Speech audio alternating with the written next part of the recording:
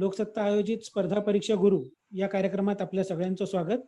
करोनाच्या या काळात वाचक आणि वक्ते, वेगवेगळ्या क्षेत्रातील तज्ज्ञ यांचा संवाद कायम राहावा याच्यासाठी लोकसत्ताने वेब संवादाच्या माध्यमातून अनेक मालिका आतापर्यंत पार पाडल्या. त्यातल्याच एक पुढचा भाग म्हणून या स्पर्धा परीक्षा गुरु हा एक आपला कार्यक्रम आहे. करोनाच्या काळात लोक घरात अडकले, विद्यार्थ्यांच्या मध्ये स्पर्धा परीक्षांची आता पुढे काय होणार आहे अशी एक अनिश्चितता निर्माण झाली होती. आणि याच्यावर सर्वात जास्त चांगलं उत्तर अशाच अनिश्चिततेशी रोज लढा देणारे सनदी अधिकारीच जास्त चांगलं देऊ शकतात. त्यामुळं आपल्या सगळ्यांच्या प्रश्नांची, अडीअडचणींची उत्तरं देण्यासाठी आज आपल्यासोबत आहेत दीपक कपूर सर. 1991च्या बॅचचे ते IAS अधिकारी आहेत. सोलापूरचे जिल्हाधिकारी, परिवहन आयुक्त, अन्न व नागरी पुरवठा विभागाचे सचिव, STचे व्यवस्थापकीय संचालक अशा विविध पदांवर त्यांनी काम केलं आहे. आणि SRAच्या मुख्य कार्यकारी अधिकारी पदावरून आजच ते आता नवी धुरा सांभाळत आहेत महाराष्ट्र विमान विकास प्राधिकरणाची. आणि या कार्यक्रमात त्यांच्याशी संवाद साधण्यासाठी आणि प्रास्ताविक करण्यासाठी मी लोकसत्ताचे संपादक गिरीश कुबेर यांना विनंती करतो की त्यांनी प्रास्ताविक करावा. नमस्कार दीपकजी, आपलं स्वागत. नमस्कार. या थँक्यू. एरवी कार्यक्रमांमध्ये आपण भेटतो, आज या माध्यमातून असं स्क्रीनच्या मार्फत आपल्याला भेटावं लागतंय. या अनेक विद्यार्थी कार्यक्रमामध्ये आपल्या प्राधान्याने सहभागी होत आहेत. त्यांच्यासाठी म्हणून मी जो तपशीलवार परिचय आहे तो सौरभ करून देईलच, पण त्यांच्यासाठी मी दीपक कपूर ही व्यक्ती काय आहे याविषयी मला थोडस सांगायला आवडेल. कारण सर्वसाधारण पद्धतीनं विचार केला प्रशासकीय अधिकारी तर तो काही काळानंतर कंटाळवाणा होऊन जातो. तो त्या सरकारी नियम, त्याला धारिका, फायली वगैरे याच्या पलीकडे काही तो जात नाही, त्याच्याशी काही संवाद होऊ शकत नाही. पण एक काही मोजके अधिकारी असे असतात, मोजकी माणसं अशी असतात की जी पदाच्या पलीकडे जातात. त्यांचा व्यासंग हा वेगवेगळ्या क्षेत्रातला असतो, तो चहूबाजूनी असतो आणि तो एखाद्या क्षेत्रातल्या विद्वानाला लाजवेल इतका त्यांचा दांडगा अभ्यास असतो. अशा काही मोजक्या अधिकाऱ्यांमध्ये दीपक कपूर यांचा समावेश होतो. व्यक्तिगत ते लोकसत्ताचे माझे चांगले स्नेही, चांगले मित्र आहेतच. त्यांची एक बाजू अनेकांना माहिती नसेल, या विद्यार्थी वर्गाला विशेषतः त्यांनी लक्षात घ्यायला हवी की काव्याची आणि साहित्याची उत्कृष्ट जाण, म्हणजे प्रसंगाला अतिशय उत्तम चपखल शेर असेल, एखादी उत्तम कवितेची ओळ असेल, अतिशय जुन्या साहित्यिक वाङ्मयाचा काही दाखला देणं असेल, दीपकजी अतिशय परखडपणे, अतिशय चपखलपणे, अतिशय योग्य ठिकाणी योग्य काव्य त्यांना सुचलेलं लक्षात असतं, ते योग्य वेळी आठवतं. हा खूप दुर्मिळ अशा स्वरूपाचा गुण आहे. कारण सध्याच्या आपल्या कालखंडामध्ये आपण इतके व्यावसायिक दृष्ट्या जास्त मग्न होत गेलेलो आहोत की आपल्यातले कलासक्ती मरतच चालली की काय अशी परिस्थिती आलेली आहे. अशा वेळेला दीपक कपूर सारखा अधिकारी असणं, मित्र म्हणून असणं हे खूप आनंदाचं असतं. अनेक नाटकांच्या कार्यक्रमाला, काव्याच्या कार्यक्रमाला दीपक कपूर आवर्जून असतात. त्याच्यातही त्यांच्याविषयी त्यांची काही वेगळी मतं असतात, ती ऐकायला खूप मजा येते. तर दीपकजी तुमचं मनापासून स्वागत. करायला हवं की अधिकारी कसे असायला हवेत. या उपक्रमाची सुरुवातच तुमच्यापासून होतीये. पु ल देशपांड्यांचं एक सुंदर नाटक आहे, त्या नाटकाचा मथळा असा आहे, शीर्षक असं आहे की सुंदर मी होणार. त्याचा अर्थ त्यांनी असा म्हणलेला की ज्या क्षेत्रात मी जाईन, जे काम मी करीन, तिथून जाताना काहीतरी माझ्याकडनं सुंदर घडलेलं असेल. तुम्ही प्रत्येक खातं जे जे अनुभवलेलं आहे तिथून जाताना काहीतरी सुंदर घडलेलं आहे आणि या सुंदरतेला एक सात्विकतेचा स्पर्श आहे आणि त्याच्यातनं विधायक काहीतरी घडत आलेला आहे, तो बदल राहिलेला आहे. हे मला असं वाटतं खूप महत्वाचं आहे. सगळ्यांचं मला स्वागत. कार्यक्रमाची सूत्र माझी सहकारी रसिका आणि सौरभ यांच्याकडे देतो. या सगळ्या विद्यार्थ्यांना निश्चितच तुमच्या उपस्थितीचा लाभ होईल याची मला खात्री आहे. थँक्यू. धन्यवाद कुबेर सर. कपूर सर नमस्कार. नमस्कार. मला आठवतं सोलापूरला तुम्ही जिल्हाधिकारी होता 23-24 वर्षांपूर्वी. त्यावेळी सोलापूर मधल्या वृत्तपत्रांचे रकाने एका यंग आणि डायनॅमिक अशा IAS अधिकाऱ्याच्या कौतुकाने आणि इतर बातम्यांनी मी भरलेले असायचे. मी मी अंग्रेजी ऐवजी जरा मराठी जास्त वाचतो म्हणून म्हणून यंग आणि डायनॅमिक ऐवजी तरुण तरुण तडफदार आणि असा काही तडफदार. चालते हे सारा यार, it's part of the job. जी. तर IAS अधिकारी म्हणजे एक प्रकारे जसं तुकाराम महाराजांनी म्हटले, रात्रंदिवस आम्हा युद्धाचा प्रसंग. वेगळ्या पद्धतीने क्षणोक्षणी तुम्ही एका नव्या आव्हानाला, प्रत्येक दिवस एक नवीन आव्हान येत असतं. दॅट इज आजचा काळ करोना एक अभूतपूर्व असं आव्हान आपल्या समोर समाज म्हणून आणि एक प्रशासकीय यंत्रणा म्हणून पण उभं ठाकलं आहे. जी. अशा आव्हानाला सामोरं जाताना नेतृत्व गुण काय नेमके असावेत? कारण स्पर्धा परीक्षेची तयारी वगैरे आपण पुढच्या काळात, पुढच्या काही मिनिटांमध्ये त्याच्यावर येऊच.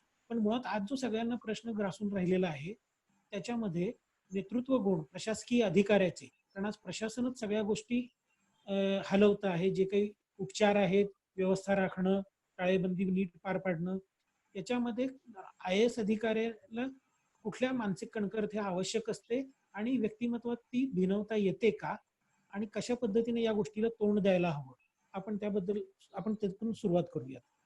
सौरभ, तुम्ही अत्यंत कॉम्प्लेक्स प्रश्नापासून सुरुवात केली आहे.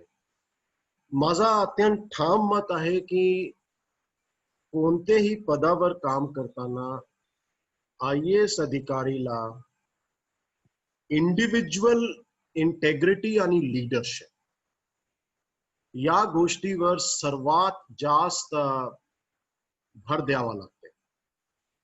एक आवर्जून सांगू इच्छितो की कुठली ऑर्गनायझेशनला, कुठल्याही विभागाला आपण जॉईन झाला तर संपूर्ण विभाग, संपूर्ण आपले संपर्कामध्ये येणारे लोक, they look up to you की आयुक्तच्या काय म्हणणं आहे, CEO कसे वागतात.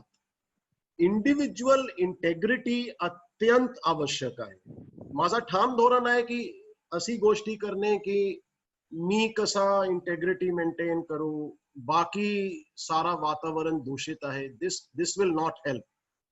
Unless you maintain individual integrity, आपली लीडरशिपची सुरुवातच होत नाही. I am of a very firm opinion. सुरुवात जर करायची असेल, आपली इंटेग्रिटी अनइम्पिचेबल असली पाहिजे. लोकांना वाटलं पाहिजे की एकदा या माणसाकडे गेल्यावर कमीत कमी फेअरनेस चे आम्हाला दर्शन घडवतील. महाराष्ट्रामध्ये 30 वर्षाचा जो माझा IAS चा एक अनुभव आहे, एक अत्यंत चांगला अनुभव या राज्यामध्ये मला पाहायला मिळाला.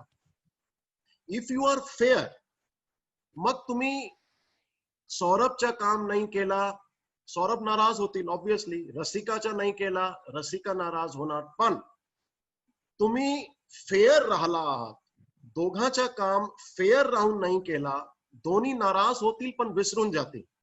पण अनफेअर होऊन एकचा केला आणि दुसऱ्याचा नाही केला, दिस विल नॉट बी एक्सेप्टेड. तो म्हणून इंडिव्हिज्युअल इंटेग्रिटी, इंडिव्हिज्युअल फेअरनेस सुरुवात सारी इथून होते. That is how you develop your leadership. तुम्ही एक कुर्सीवर आहात, पोस्टवर आहात, तुम्हाला तेवढा सन्मान तर मिळणार. आता मी CEO आहे, उद्या मॅनेजिंग डायरेक्टर म्हणून जॉईन करणार, तो MD किंवा CEO म्हणून जो रिस्पेक्ट आहे ती मिळणार. पण काम करताना नुसतं चेअरची रिस्पेक्ट जो पहिले दिवशी मिळणार, त्यांचे पलीकडे जाऊन जर तुम्हाला लोकांकडून काम करून घ्यायचं असेल, then your individual integrity, your individual fairness is extremely important. असा माझा मत आहे. Okay sir. आणखीन एक छोटा लोकांच्या मनात सर्वसाधारण आजकाल प्रश्न पडतो, एकंदर बातम्या बघून आणि परिस्थिती पाहून, की IAS अधिकारी अनेक असतात. प्रत्येक जिल्ह्याला जिल्हाधिकारी आहे. सगळ्या महत्वाच्या महानगरपालिकांमध्ये IAS अधिकारीच आयुक्त आहेत. पण काही ठिकाणी खूप चांगलं काम होतं, काही ठिकाणी ते होऊ शकत नाही. हे असं का होतं? कारण गुणवत्तेचा तर प्रश्न नाहीये, कारण सगळे IAS ची परीक्षा म्हणून जी काही आहे आणि मूलभूत जे ट्रेनिंग आहे ते सगळ्यांनीच पार पाडलेलं आहे. मग असं व्यक्तिमत्वामध्ये काय आपल्याला रुजवावं लागतं, जेणेकरून आपण अशा पद्धतीची कार्यक्षमता दाखवून देऊ शकू? मुद्दा असा आहे की एक IAS अधिकारी म्हणून मला पगार, तुम्हाला आता धक्का बसेल, काम करण्याची मिळत नाही. मला माफ करा if I am giving a shocking statement. मला काम करण्याची पगार मिळत नाही, मला लोकांकडून काम करून घेण्याची पगार मिळते. See CEO or MD or commissioner alone cannot go ahead and do everything. Administration, माझा परत मी सांगतो ठाम मत आहे, प्रशासन अत्यंत गंभीर विषय आहे आणि लोकांना एक टीम म्हणून सोबत घेणे, त्यांचे मनात हा विश्वास रुजवणे तुमची टीमला की तुम्ही त्यांच्याशी फेअर वागणार. उद्या चूक झाली त्यांना तुम्ही झापणार, कारण हक्क आहे एक HODचा की ही चूक तुम्ही वारंवार का करतात. पण ती चूक लक्षात आणून देताना सुद्धा you have to be very fair. असं होऊ शकत नाही की दुसरं तुमचे माझे फेवरेट अधिकारीने चूक केली मी त्यांना सोडणार आणि तुम्हाला मी झापणार. They have to believe, the team has to believe that you are going to be very fair with them. आणि त्यांच्याकडून मग काम करून घेणे. मी परत पहिले मुद्द्यावर येतो, एकदा आपली इंडिव्हिज्युअल इंटेग्रिटीवर त्यांचा विश्वास बसला, आपली फेअरनेसवर त्यांचा विश्वास बसला, तर मग लोक पुढे येतात. मग त्यांना आपण टार्गेट देणे, त्यांच्याकडून काम करून घेणे, इट टेक्स टाइम. पण एकदा हा विश्वास त्यांच्या मनात रुजला, मग पुढचा काळ सोपा जाते आणि ऑर्गनायझेशन मध्ये आपण रिझल्ट शेवटला काय आहे, IAS अधिकारी असो की बाकी अधिकारी, आपण काम कोणासाठी करतो. जो कॉमन मॅन, साधारण माणूस, आता ही टर्म इतकी अब्युझिव्ह झाली आहे, कॉमन मॅनचा काहीच अर्थ सध्या काढला जाते मला माहित आहे.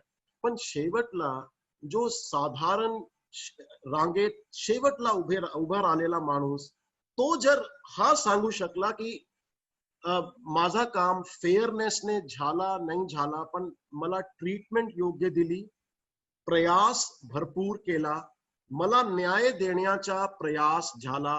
माझा 30 वर्षाचा अनुभव सांगतो, लोकांचे काम नाही झाले तरी people do not go back unhappy. कारण आम्हाला त्यांनी ऐकून घेतला, इमानदारीने त्यांनी न्याय देण्याचा प्रयास केला. ठीक आहे, काम नाही झाला, चालते. So it does not, my experience is की प्रत्येक वेळी लोकांचे काम झालेच पाहिजे म्हणून समाधानी होतील असं नाही आहे. बरेच वेळी काम ना झालेले लोकांचे मनात सुद्धा समाधान असते की आम्हाला फेअर राहून त्यांनी बाजू ऐकून घेऊन आपले वतीने प्रयास केले. दिस इज एक्स्ट्रीमली इम्पॉर्टंट. धन्यवाद सर. एक खूप छान वेगळा मुद्दा म्हणला तुम्ही की IAS अधिकाऱ्याचं काम फक्त स्वतः काम करायचं नाही तर अख्खी टीम लीड करायचं आहे. आणि हा सर्वात मोठा मला वाटतं एक अधोरेखित करण्याची गोष्ट आहे. जे कोणी या क्षेत्रात येऊ इच्छितात, वैयक्तिक परफॉर्मन्स हा विषय नाहीये, सामूहिक तुम्ही किती चांगलं काम करू शकता याच्यावर तुमचं यशापयश अवलंबून आहे. सर, एक सर्वात महत्वाचा विषय असतो कोणत्याही स्पर्धा परीक्षेच्या ह्याच्यामध्ये की एक तर स्पर्धा परीक्षेतील यश हे पुढचा मुद्दा आहे. मुळात ती द्यायची आहे आणि त्यात यश मिळवायचं आहे. आपल्या मनाशी आपण एक निर्णय घेतो की मला हे करायचं आहे आणि मग पुढचा युद्ध हे त्याची तयारी, अभ्यास हा पुढचा विषय येतो. तुमच्या बाबतीत हे कसं झालं? IAS व्हायचं हे तुम्ही कधी ठरवलं? काही त्याला घटना कारणीभूत ठरली का? आणि मग त्याची तयारी करून सर्व्हिसमध्ये कसे आलात? जरा आपली जर थोडंसं त्याचा एक आढावा सांगितला तर मुलांना काय करायचं याचं थोडीशी कल्पना येईल. सी नाव आता हा पूर्णपणे एक पर्सनल इश्यू होईल. आता मी जो सांगणार आहे तुम्हाला धक्का बसेल की नाही मला माहित नाही, पण you have asked me an honest question, I will try to give an honest answer. 6वे वर्गात असताना, in 6th class, I had told my father that I want to be district collector. काय असते की IAS मध्ये आज बरेचसे विद्यार्थी ऐकून घेत आहे. IAS मध्ये जनरली लोकांच्या मनात एक कल्पना असते की जिल्हाधिकारी. I mean that is the defining moment of what a IAS is. आता I don't know तुम्हाला विश्वास बसणार, लोकांना बसणार की नाही, पण ऍक्च्युअली इमानदारीने सांगतो 6वी कक्षात असताना मी माझे वडीलला सांगितला होता, he was a principal in a college, की मला DC व्हायचं आहे. I come from Gurgaon, Haryana. तिथे आपण महाराष्ट्रामध्ये जसे आपण कलेक्टर म्हणतो तिथे डिप्टी कमिशनर म्हणतो, सेम पोस्ट, नाव वेगळं आहे. तो 6वे वर्गात एक कल्पना होती की DC व्हायचं आहे मला, and I told my father. मग त्या दृष्टीने त्यांनी फादरने मग वडीलने खूप मेहनत घेतली माझ्यासोबत आणि जनरल नॉलेजचा अभ्यास सुरू केला. मला आठवण आहे की 6वे 7वे वर्गात माझे वडील मला नेहमी जेव्हा मी IAS झालो तेव्हा सांगायचे की 6वे 7वे वर्गात असताना सकाळी जर मला 5 वाजता उठवण्याची पाळी आली तर कितीही प्रलोभन आईने दिला मी उठत नव्हतो. पण जर वडीलने सांगितलं की आजच्या वर्तमानपत्र आलेला आहे, न्यूजपेपर आलेला आहे, तुला वाचायचं आहे, बघा DC व्हायचं आहे तर वर्तमानपत्र तर दररोज अभ्यास केला पाहिजे. My father used to tell me that I would get up immediately. तो एक एक निर्णय, आता 6वे वर्गामध्ये काय निर्णय घेऊ शकतो हा मध्ये एक संशोधनचा विषय आहे. But I was very imaginative at that time की मला DC व्हायचाच आहे. आणि मग मला माझे वडीलने खूप मार्गदर्शन केला. 2च गोष्टी सांगितली, ठीक आहे तुला DC व्हायचं आहे, मोठी गप्पा मारू नका, दररोज फक्त 2 गोष्टी करा. सकाळी उठून 2 न्यूजपेपर्सच्या सखोल वाचन करा. समजला नाही समजला, लक्षात आला नाही आला, तो नंतरचा विषय आहे, वाचा, जस्ट रीड. तो एक मोठा लेसन मी तेव्हा शिकलो. आपण बरेच वेळी घाबरून जातो की इतकी कॉम्प्लेक्स पुस्तक आहे, समजणार की नाही समज. It's not important. Have the confidence to read it. तो 6वे वर्गामध्ये असताना मला कुठले हे एडिटोरियल गिरीशजीचे समजायचे की हे इतके कॉम्प्लेक्स विषयावर. It's not important. Read the editorial. आज नाही उद्या तुम्ही समजणार. एक. आणि दुसरा, जनरल नॉलेजची त्यांना मला आठवण आहे, छोटी छोटी पुस्तक आणून दिली होती की दररोज 5 पानाचा तुला अभ्यास करायचा. Then after 8th class, I remember it became an obsession की मला DC व्हायचाच आहे. सो तेव्हा 3 वर्ष झाले होते न्यूजपेपर वाचनचे आणि general knowledge. So I progressed. मग पुस्तकचा अभ्यास, पुस्तक वाचन, मग मुंशी प्रेमचंदचा सारा साहित्य, बिलीव्ह मी 10वी कक्षापर्यंत, गोदानची पहिली लाईन पासून शेवटपर्यंत, शेक्सपियरचे प्लेसचे हिंदी रूपांतर, आय फिनिश्ड एव्हरीथिंग. वाचनचा किडा जर तुम्हाला लागला, मी सांगतो, काही गोष्टी या जगामध्ये असंभव नाही. फक्त तो किडा लागला पाहिजे. मला फक्त वाचायचं आहे. मी म्हणत नाही की तुम्ही प्रत्येक लाईनला समजून घ्या, क्रिटिसाइज करा, डिबेट करा. Read read read. And then one day you will suddenly start realize की अरे बाबा, हा तर लक्षात आला माझे, लेखक काय म्हणतो आहे, आता एकच वाचन मध्ये मला क्लिअर होते. तो आज जेवढे माझे विद्यार्थी मित्र उपस्थित आहेत त्यांना मला 3 शब्दामध्ये एकच गोष्टी सांगायची आहे. वाचन करा, वाचन करा, वाचन करा. रीड. आमचे सगळे आता जे आलेले आहेत हे सगळं वेबिनार ऐकायला, ते बहुतांशी लोकसत्ताचे वाचक आहेत आणि स्पर्धा परीक्षांच्या विद्यार्थ्यांचं लोकसत्तावर विशेष प्रेम आहे. तर आता एकूण परिस्थिती अशी अनेकदा, म्हणजे गेली अनेक वर्ष दिसते की जागा खूप मोजक्या असतात आणि त्यासाठी विद्यार्थी लाखो बसतात. तर अशा वेळी आपल्याकडे म्हणजे परीक्षेला बसताना किंवा या क्षेत्रात येताना काय विचार करायला हवा प्रत्येकाने? Rasika, it's a question of personal confidence. आता 91 मध्ये मी IAS ची परीक्षा क्लिअर केली आणि माझा दुसरा चान्स होता. तो पहिला चान्स राहून गेला, म्हणजे मेन्स मध्ये क्लिअर नाही झाला. आणि दुसरे चान्स मध्ये या परीक्षामध्ये इनसिक्युरिटीची भावना अत्यंत प्रचंड असते. बिकॉज 7 ते 8 लाख लोग अप्लाई करतात. त्यापैकी टोटल 30-40 सर्व्हिसेस आहे, सारा मिळून 7-8 लाख लोकांपैकी 850च्या सिलेक्शन होते. आणि 850 मध्ये सुद्धा माझे 91 चे बॅच मध्ये 70 ते 75 IAS जो टॉप लेवलचे आहे. आता 8.5 लाख पैकी 70 ते 75 मी येणार नाही येणार. आणि इनसिक्युरिटी एवढी असते की उद्या 2 वर्ष अभ्यास केल्यानंतर मी सडकवर तर येणार नाही जर पास नाही झालो. 24 वर्षाचे वय असते. जॉब नाही. मी एक थोडासा इनसिक्युरिटी माझे मनात सुद्धा प्रचंड होती. तर मी MA इंग्लिश लिटरेचर केल्यानंतर कॉलेजमध्ये लेक्चरशिपचा जॉब घेतला होता की उद्या जर IAS मध्ये पास झालो नाही तर कमीत कमी भाकरी खायला मिळेल. म्हणजे असं नाही आहे की उपाशी राहावं लागेल. तर एक जॉब घेतला होता कॉलेजमध्ये लेक्चरशिपचा, पण अभ्यास एवढा जास्त करावा लागते 13 ते 14 तास मिनिमम, की कॉलेजमध्ये जॉब घेतल्यानंतर सुद्धा मी 6 महिने सुट्टीवर होतो विदाउट सॅलरी. पण एक कॉन्फिडन्स होता की उद्या जर फेल झालो, परत क्वालिफाय नाही केला, I have something to bank upon. So I did a job. So माझी विद्यार्थी मित्राला एवढाच आहे की इनसिक्युरिटी या फील्ड मध्ये खूप प्रचंड आहे. If you can manage it, try to do some job while preparing for the examination. एक तुमचे मनात एक आत्मविश्वास राहील. In fact you will appear and work harder. कारण तुम्हाला माहित आहे की उद्या 1% यश नाही मिळाला, सफलता नाही मिळाली, I will not be on the roads. I will at least go back to the job and try again. असा माझा मत आहे. एक तुम्ही आता मुद्दा मांडलात की कॉन्फिडन्स हवा या क्षेत्रात येताना, एक चूज करताना, आणि तुम्ही स्वतः 6वीत असल्यापासून याची तयारी करताय. आपल्याकडे आता सहभागींपैकी एक यालाच अनुषंगून एक प्रश्न आलाय. प्रशासकीय अधिकारी हा त्यात मूळ स्वभाव असावा लागतो का, किंवा मूळ गुण असावा लागतो का? त्यांना बहुधा असं म्हणायचंय की कुणी याच्यात जावं या क्षेत्रात. तुमच्यात स्वतः काय क्वालिटीज हव्यात म्हणून तुम्ही या क्षेत्रात जावं? महेश सातभाई यांनी हा प्रश्न विचारला. नाही, महेश, आता पर्टिक्युलर क्वालिटीज असली पाहिजे असं काही नाही. If you do not become an IAS, you can be a very happy, very successful person in life. I mean, IAS is not the barometer of happiness and success.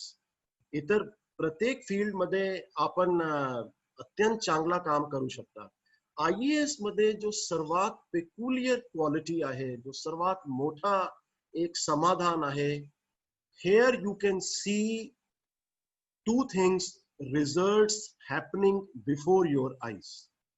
SRA मध्ये एक challenge आम्ही स्वीकारला की मुंबईमध्ये जवळपास 52% क्षेत्रफळ slums मध्ये आहे, पण आमच्याकडे GIS सर्वेच नव्हता. सो 1 वर्ष आम्हाला लागला की सारी मुंबईची प्रत्येक झोपडपट्टीच्या GIS सर्वे करायचे. Touchwood, we work very hard, and after 1 year, as I'm telling you, you can see the results. मनाला खूप समाधान वाटते की आज मुंबईची प्रत्येक झोपडपट्टीच्या GIS सर्वे वेबसाइट वर क्लिक करा, प्रत्येक झोपडपट्टीचा सर्वे आज उपलब्ध आहे. तो रिझल्ट आपले समोर उपलब्ध होतात. हा एक. आणि दुसरा, I mean again it's a personal issue. बरेचसे लोकांची आपण मदत करतात. आपली दृष्टीने तो छोटा काम असतो. I mean I have treasured those letters. 30 वर्षामध्ये बरेच लोकांचे छोटे छोटे काम केले असणार. Sometimes people write back. म्हणजे अगोदर आपल्याला आठवण आहे, आता ईमेलचं युग आहे. मी कलेक्टर असताना पोस्ट कार्डचा युग होता. लोक बरेच गोष्टी पोस्ट कार्डवर लिहून पाठवायची आणि मी सांभाळून ठेवलाय. काही लोकांचे छोटे छोटे काम केले आणि लोकांनी पोस्ट कार्डवर तेव्हा लिहून पाठवला की आपल्यामुळे आम्हाला आयुष्यात इतका मोठा आमचा काम झाला, आपली दृष्टीने छोटा होता, आम्ही तुम्हाला आशीर्वाद देतो. See, for an IAS officer, this individual common man's satisfaction, individual common man's happiness, ही जी गोष्ट आहे हे तुम्हाला फक्त IAS मध्ये सापडणार. तुम्ही इंजिनियर म्हणून एक पूल बांधला, wonderful, I mean it's a great job. पण इथे एक साधारण ते साधारण माणूस ज्या तुम्ही इंडिव्हिज्युअली तुम्ही त्यांचे पर्यंत पोहोचू शकता, त्यांचे छोटे छोटे कामामध्ये मदत करू शकता. मोठा इन्स्टिट्यूशनल रिफॉर्म मी सांगितला, जसे GIS सर्वे केला, रिझल्ट्स आले, इट वंडरफुल. पण सिस्टमिक चेंजचे सोबत कॉमन मॅनची प्रॉब्लेम्स सोडवण्यासाठी यासारखी काही सर्व्हिस आज या देशात नाही आहे, असा माझा ठाम मत.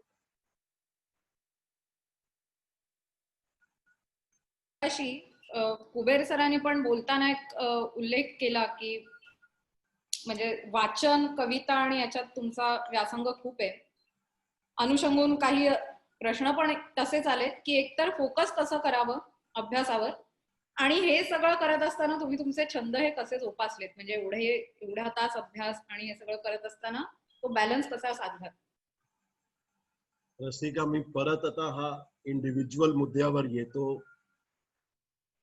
तुम्हाला जर खरोखरच IAS व्हायचं आहे म्हणजे 8.5-10 लाख लोकांपैकी पहिले 50 ला यायचं आहे.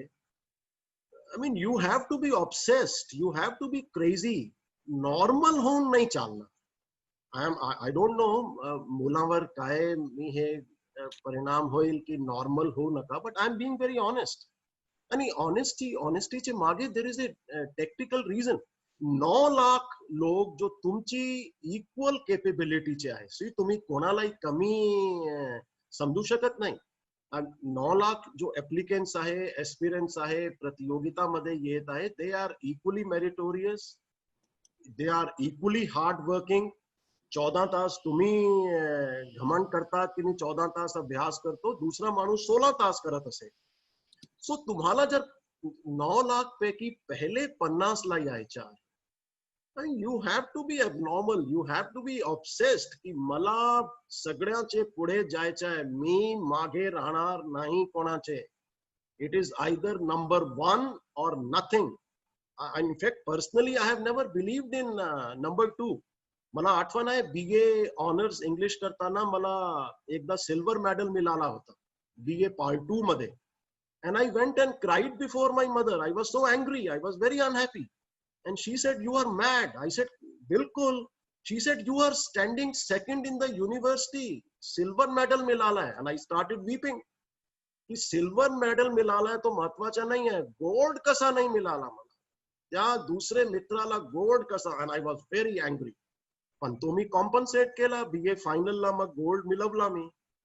तो point is, you have to be furiously competitive. You have to be obsessive. 15 तास 16 तास. मी परत एक पर्सनल कौतुक करण्याचा मुद्दा नाही आहे. I am very fond of movies. In fact मी कॉलेजमध्ये असताना माझे वडीलला सांगितलं, परत क्रेझीनेस, सगळे 15-16 वर्षचे युवक क्रेझीत असतात, की मी तुमच्याकडून पॉकेट मनी घेणार नाही. सो ही सेड, फॅन्टॅस्टिक, बघतो तुला हे किती महिने चालणार. So I started, I am very fond of movies.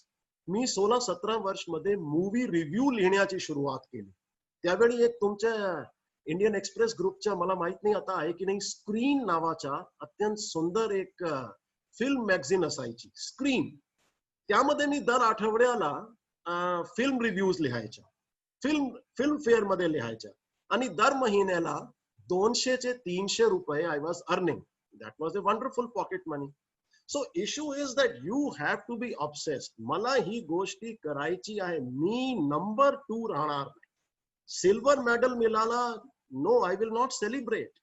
Silver medal मिळाला कोणाची दृष्टीने 5000 विद्यार्थ्यांपैकी तुम्ही नंबर 2 आहात म्हणजे काही सेलिब्रेट करण्याची गोष्ट आहे, होऊ शकते, फेअर इनफ. माझी दृष्टीने अत्यंत दुःखद गोष्ट आहे, कारण मी गोल्ड पासून चुकलो. एकदा तुमच्या मनात हा बसला की silver medal also is not sufficient, मी फक्त नंबर 1 राहणार, प्रश्नच नाही, देन दॅट ऑब्सेशन कम्स की मी 9.5 लाख पैकी पहिले 50 मध्ये येऊ शकतो. तो एक ऑब्सेशन, तो ॲबनॉर्मॅलिटी व्हावी लागते. त्यासाठी मग तिथून तुम्हाला प्रेरणा मिळते 16 तास मेहनत करण्याची, 17 तास. मी पिक्चर्स खूप बघायची कॉलेजमध्ये, पण IAS ची जेव्हा सिरियस तयारी सुरू केली, believe me, I mean it's not a joke, मी 4 वर्ष एक पिक्चर बघितले नाही, एक नाही. कारण मला भीती व्हायची की पिक्चर साठी अर्धा तास सिनेमा हॉलला जाणे. त्यावेळी व्हेन आय वॉज यंग, 3 तासची आरामला 3 तास तर मिनिमम पिक्चर व्हायची. अर्धा तास जाणे, अर्धा तास येणे, आणि 4 तास म्हणजे माझे 2 चॅप्टर गेले. तर मी 4 वर्ष पिक्चर नाही बघितले. आणि जेव्हा जेव्हा मनाला खूप कंटाळा यायचा, तर मग आपल्याला मनाला सांगायचं की एकदा बेटा तू DC बनला ना, तर सगळे हे सिनेमा हॉल तुझ्यासाठी दार ओपन करून उभे असणार की साहेब आमचे हॉलला येऊन पिक्चर बघा. मग हा वाक्य जेव्हा सांगायचा मग माइंडला अत्यंत उत्साह यायचा आणि परत मेहनत करायची. So that's the point. You have to be obsessive about it. आता कपूर साहेब जे सांगतायत, एक झपाटलेपण, ऑब्सेशन, झपाटलेपण असायला पाहिजे. झपाटले पण ज्याला आपण म्हणतो, त्यातून हे यश मिळू शकतं. म्हणजे अगदी एका वेगळ्या कपूर साहेबांच्या आवडत्या शायरीचा जर आधार घ्यायचा, तो शौके दीदार है अगर तो नजर पैदा कर असं म्हणतात. तर शौके दीदार है अगर तो जुनू पैदा कर असं म्हणणं तर ये शब्द है. Yes Saurabh, this is the word I was missing. वो जुनून चाहिए कि मुझे नंबर 1 बनना है. मुझे 9.5 लाख में पहले 50 मध्ये मला यायचाच आहे. वो जुनून दिमाग में आ गया कि 16 घंटे की मेहनत फिर आप थकते नहीं है. ये बिलीव मी, ये फैक्ट है. तर हा जो झपाटलेपण आहे, हे जे जुनून आहे, आणि तुम्ही जे तासांचं सांगितलं की अति मेहनत म्हणजे प्रचंड मेहनत, तर 14 तास 12 तास ज्याचं जसं एक क्षमता असेल किंवा प्रवृत्ती असेल, पण याच्या पलीकडे जाऊन स्मार्ट चॉईसेस म्हणजे अभ्यास करतानाची काही पद्धती असं म्हणून तुम्ही काही सांगाल का मुलांना? कारण खूप वेळ अभ्यास करणं, त्याचं एक झपाटलेपण ठेवणं, ध्येय निश्चित ठेवणं हा एक टप्पा झाला, पण विषय निवडणं आणि त्याची प्राथमिक आणि मुख्यसाठी तयारी करताना कशा पद्धतीनं चॉईस करणं किंवा अभ्यास करतानाच्या काही स्पेशल टिप्स वगैरे अशा पद्धतीनं सांगाल? सी 2 मुद्दे आहेत. IAS मध्ये प्रिलिम्सचा प्रकार सारा ऑब्जेक्टिव्ह क्वेश्चन आन्सरचा असते. तिथे आपल्याला फक्त टिक करायचे असते, डिस्क्रिप्टिव्ह नसते. So it is easier to qualify. कारण एकदा आपल्याला जनरल नॉलेजची पुरी पुस्तकचा अभ्यास केला की मग महाराष्ट्राची राजधानी मुंबई आहे की नाही, so you are going to take Mumbai आहे. मूड असली टेन्शन आपली सुरू होते मेन्स मध्ये. कारण मेन्स मध्ये ऑब्जेक्टिव्ह प्रकारच नसते, इट्स ऑल डिस्क्रिप्टिव्ह. तो मी इतिहास विषय घेतला होता, हिस्ट्री मी कधी कॉलेजमध्ये इंग्लिश लिटरेचरचा ऑनर्स केला, तो BA किंवा MA करताना कधी वाचला नव्हता. सो हिस्ट्री मी घेतला. परत मी सांगतो, तो जुनून होता की आता हिस्ट्री घेतलाय तर मग नंबर 1 यायचा. See my point is 1, you have to keep telling your mind. Ultimate तुम्हाला थकान, तुम्हाला कधी कधी वाटते माझा शरीर थकलाय. It is a wrong assumption. तुमची बॉडी कधी थकत नाही, युअर माइंड इज टायर्ड. 16 तास अभ्यास करायचा असेल, it is not your body that is going to get tired, it is your mind that is going to get tired, and you have to keep telling your mind number 1 व्हायचा आहे, number 2 सुद्धा मानणे नाही, and you will bloody well my mind, you will listen to me. I mean I'm telling you जुनूनचा विषय आहे. otherwise you can't sustain yourself. 3 वर्ष 16 तास दररोज काम करणे, it is not humanly possible unless you keep telling your mind की करायचं आहे नंबर 1, खाली बघायचं नाही. दिस इज 1. तुम्ही इतिहास घेतला, आता इतिहासचा तर BA आणि ऑनर्स करताना इंग्लिश लिटरेचर होता. सो परत ठरवला की आता घेतलाय तर नंबर 1 येणार.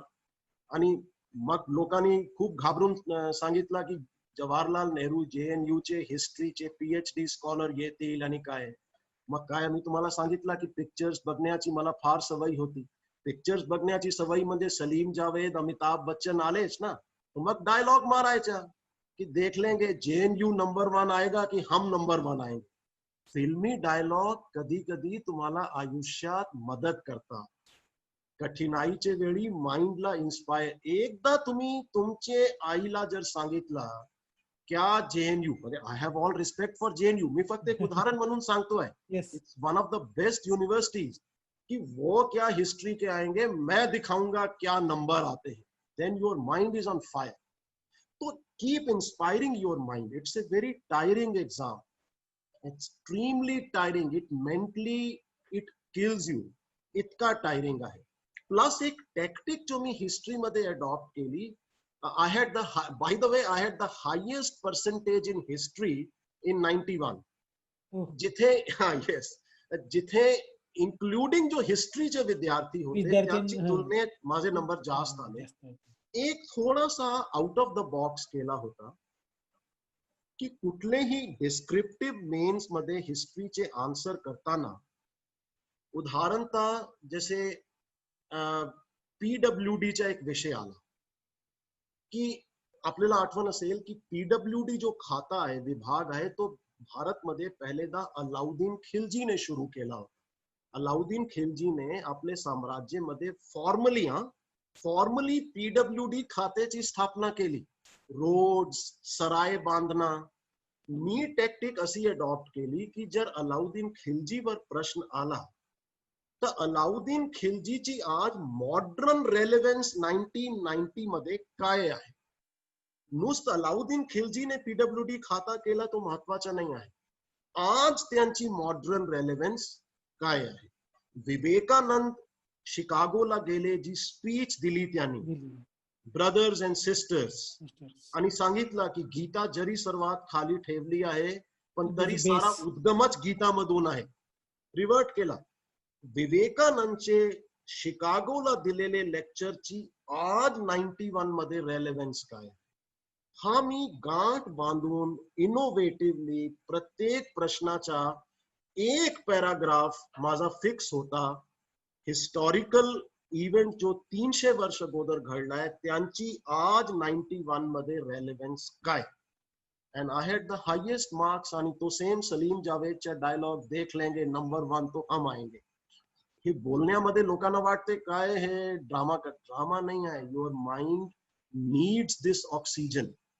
कारण कॉम्पिटिशन, मी परत माझे विद्यार्थी मित्राला सांगतो, I am sorry for using this word, competition is brutal, it's ruthless.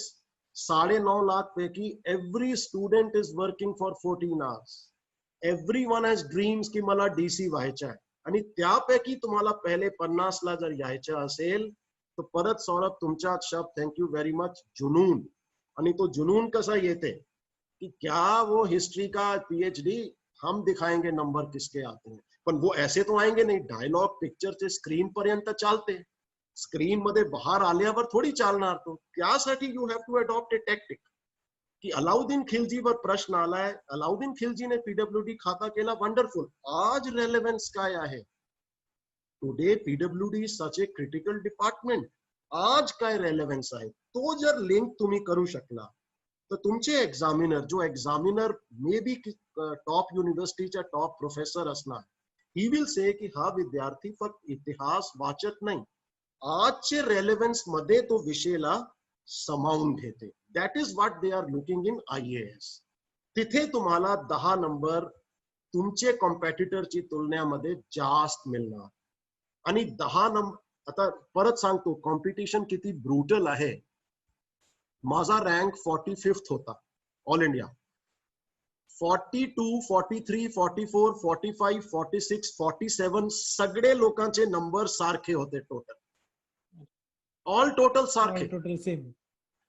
आता गोंधळ काय झाला की जनरल नॉलेज मध्ये जर जास्त असेल तर जरी टोटल जास्त आहे तर GK मध्ये ज्यांच्या जास्त आहे त्यांचा रँक वर होऊन जाते. आता 46, 47 टोटल सारखा होता, परंतु माझा GK मध्ये जनरल नॉलेज मध्ये जास्त होते म्हणून माझा रँक 45th आला. आता बघा यांचा परिणाम काय होते. 45th आला म्हणजे माझे नावाचे अगेन्स्ट MAH आला, महाराष्ट्र. 46 same total. MAH चे नंतर त्यांच्याकडे आला MAN, Manipur. Manipur is a wonderful state. It's a wonderful north eastern state. पण Maharashtra is a very large state. Manipur is a very fine state. मला एवढाच म्हणायचं आहे की टोटल सारखा असेल तरी तुमच्या GK मध्ये जर अभ्यास जास्त चांगला आहे तर तुमच्या रँक वरती जाते. रँक वरती जाते, तुमच्या काडर बदलून जाते. काडर बदलते, तुमच्या आयुष्य बदलते. आयुष्य बदलून जातं. That is the. तर जुनून हवा, पण त्याच्याबरोबर एक तांत्रिक बाजू म्हणून तयारीची क्लास लावणं आवश्यक आहे का, असा अनेकांना पडलेला प्रश्न आहे. म्हणजे हे जे IAS कोचिंग क्लासेस असतात त्याच्याबद्दल. Professional classes. आता see, this is a question of individual choice. Rasika, मी मेन्स प्रिलिमला मी कुठली क्लास जॉईन केली नाही. मेन्स मध्ये 2 महिने क्लासेस जॉईन केली होती, पण I am telling you, I was very bold. I was just bold. म्हणजे तिथे जाऊन काय आणि दिल्लीला दररोज जायच्या 2 तास क्लासमध्ये 1 तास येणं जाणं. माय ऑब्सेशन वॉज इंडिव्हिज्युअल. मग माझी अभ्यासमध्ये खंड व्हायचा, माझा मूड खराब व्हायचा की 3 तास गेले. सो मी फीस 6 महिन्याची वडिलांकडून घेऊन भरली, पण after 2 months I stop. Notes त्यांच्याकडून घेतले, पण notes were not of good quality. मग शेवटला सगळी पुस्तक वाचून आपले स्वतःचे नोट्स प्रत्येक विषयावर तयार करणे. त्यासाठी मेहनत लागते ना, 14 तास तर लागणार.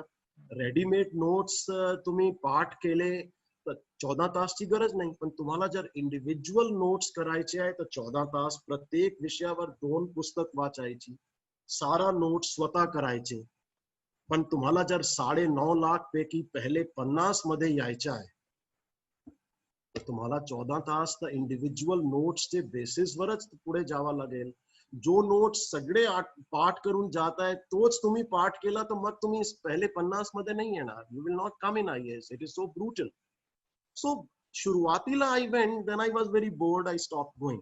पण it's a question of individual issue की तुम्हाला 6 महिने क्लासमध्ये जाऊन बसायचं आहे, अभ्यास करायचा आहे की घरी बसून करायचं. Independent choice. असाच एक अनेकांना अजून पडलेला प्रश्न म्हणजे इंग्लिशवर कमांड आवश्यक आहे का? स्थानिक भाषा माझी खूप चांगली आहे, मराठी खूप छान येतं, हिंदी खूप छान येतं, इंग्लिश येत नाही, मी काय करावं? म्हणजे मी या क्षेत्रात यावं का, किंवा तेवढी आवश्यक आहे का इंग्लिश येणं? रसिका, मी माझा पर्सनल मत सांगतो. परत तुम्हाला वाटेल की हे अत्यंत वादग्रस्त इश्यू. वादग्रस्त नाही आहे. इंग्लिश तर माझा MA आणि BA ऑनर्सचा विषय आहे. आयुष्यात अभ्यासच इंग्लिशचा केलाय. English is a very great language. पण इंग्लिशचे ओव्हर यूजने आमची सभ्यता, आमची सिव्हिलायझेशन, आमची लोकल लँग्वेज, लोकल कल्चरला जो हार्म केलेला, मी त्यांचा प्रचंड विरोधी आहे. मी तुम्हाला एक उदाहरण देतो. माझी पहिली पोस्टिंग महाराष्ट्रामध्ये मी जेव्हा आलो तर धारणीचं नाव तुम्ही ऐकलंय? ट्रायबल एरिया आहे अमरावतीमध्ये, कोरकू ट्रायबल्स असतात. तर माझी पहिली ट्रेनिंग पोस्टिंग मला कलेक्टरने आवर्जून धारणीला पाठवला की चला बेटा, तू फार DC चे स्वप्न घेऊन आलाय ना, फ्लॅग कार मध्ये फिरणार आणि हे असं होणार, जा. पहिलीच पोस्टिंग धारणीला ट्रायबल एरियाला पाठवून दिला. It was very tough. I am talking of 93. आज तर बरेच फॅसिलिटीज निर्माण झाली आहे. 28-29 वर्ष अगोदर PHCs नव्हती, फॅसिलिटीज नव्हती. तो तिथे खूप फिरायचा, कारण काही कामच जास्त नाही. आता मी तुम्हाला उदाहरण देतो. एक शाळाला मी पोहोचलो. It was an English medium school. Tribal लहान लहान विद्यार्थी होते. मी जेव्हा गेलो ते सगळ्यांना भेटलो की मी इथे IAS म्हणून प्रोबेशन करतो आहे, आणि मला खरोखरच धक्का बसला. ट्रायबल छोटे छोटे बच्चे होते. केक कापला त्यांनी आणि अंग्रेजीमध्ये सुरू झाले, happy birthday to you and many happy returns of the day. ही भावना व्यक्त करण्यासाठी हिंदी मराठीमध्ये अत्यंत सुंदर शब्द आहे. Why should a 10-year-old Korku tribal boy sing a song in English? English is a great language, but it is not applicable to a song being sung by a 10-year-old Korku boy.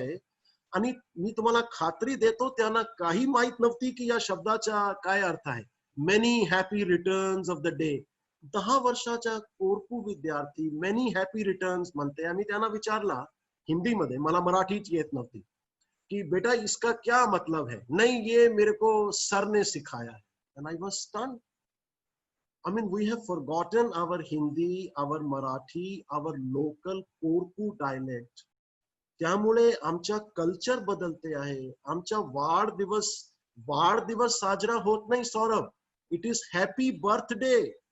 There is a, तुम्हाला वाटत असेल की हे फरक नाही आहे. As an administrator सांगतो, huge difference.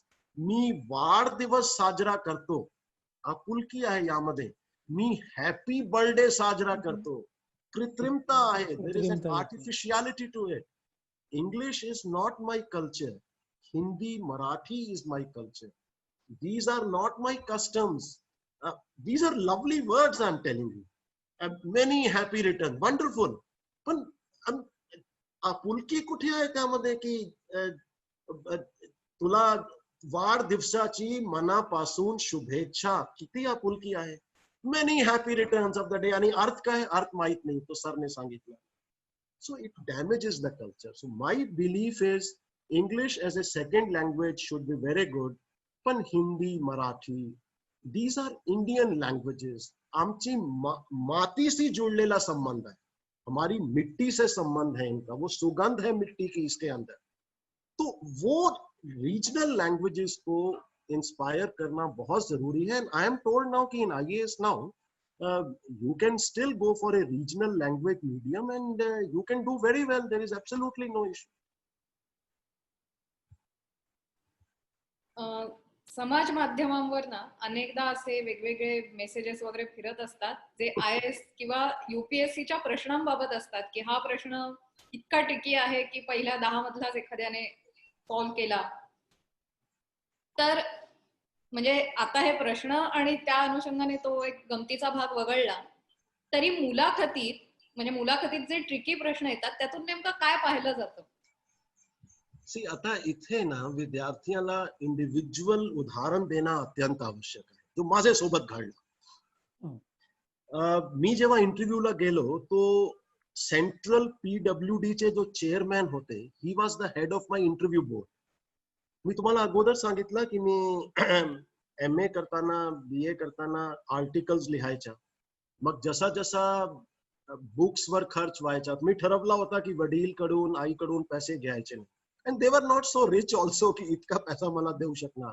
So I applied for All India Radio. तिथे मी ऑल इंडिया रेडिओला क्विज कॉन्टेस्ट कॉम्पिअरिंगचा जॉब केला. म्हणजे कॉलेजेसचे क्विज कॉन्टेस्टच्या I was a quiz master on All India radio.